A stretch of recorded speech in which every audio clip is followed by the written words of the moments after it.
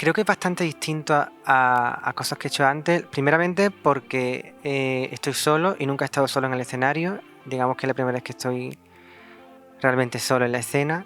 Y se ha convertido como una cosa muy personal en el proceso.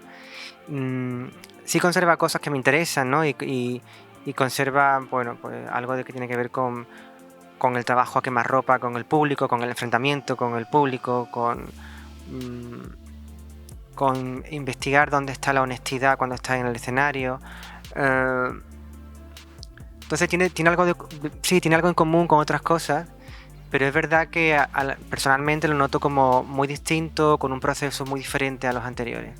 Quizá por esta cosa de que estoy solo, claro, y que me he enfrentado a mí mismo de otra manera y es algo mucho más personal.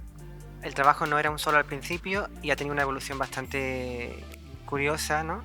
Porque se pensó como un trabajo mucho más colaborativo, mucho más colectivo, eh, con intervenciones de comunidades, etcétera.